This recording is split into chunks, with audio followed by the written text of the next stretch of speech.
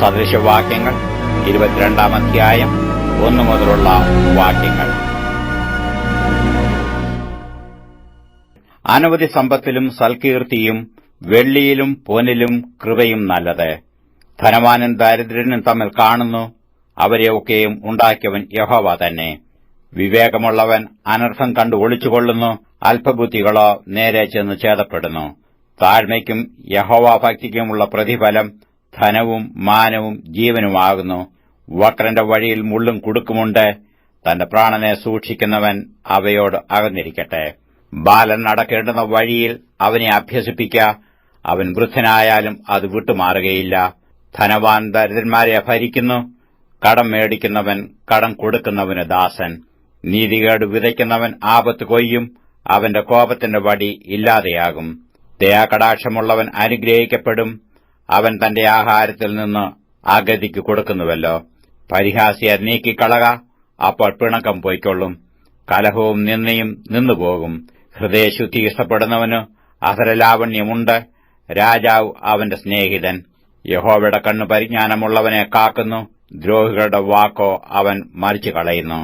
വെളിയിൽ സിംഹമുണ്ട്, വീഥിയിൽ എനിക്ക് ജീവഹാനി വരും എന്ന് മടിയൻ പറയുന്നു. പരസ്ത്രീയുടെ വായ് ആഴമുള്ള കുഴിയാകുന്നു, യഹോവയാൽ ത്യജിക്കപ്പെട്ടവൻ അതിൽ വീഴും. ബാലന്റെ ഹൃദയത്തോട് ഭോഷത്വം പറ്റിയിരിക്കുന്നു, ശിക്ഷയ്ക്കുള്ള വടി അതിനെ അവനിൽ നിന്ന് അകറ്റിക്കളയും. ആദായം ഉണ്ടാക്കേണ്ടതിന് എളിയവനെ പീഡിപ്പിക്കുന്നവനും ധനവാന് കൊടുക്കുന്നവനും മുട്ടുള്ളവനായിത്തീരും. ജ്ഞാനികളുടെ വചനങ്ങളെ ചെവിചായ്ച്ച് കേൾക്കുക, എന്റെ പരിജ്ഞാനത്തിനു മനസ്സുവെക്കുക. അവയെ നിന്റെ ഉള്ളിൽ സൂക്ഷിക്കുന്നതും നിന്റെ ആശ്രയങ്ങളിൽ അവയൊക്കെയും ഉറച്ചിരിക്കുന്നതും മനോഹരം. നിന്റെ ആശ്രയം യഹോവയിൽ ആയിരിക്കേണ്ടതിന് ഞാൻ ഇന്ന് നിന്നോട് തന്നെ ഉപദേശിച്ചിരിക്കുന്നു.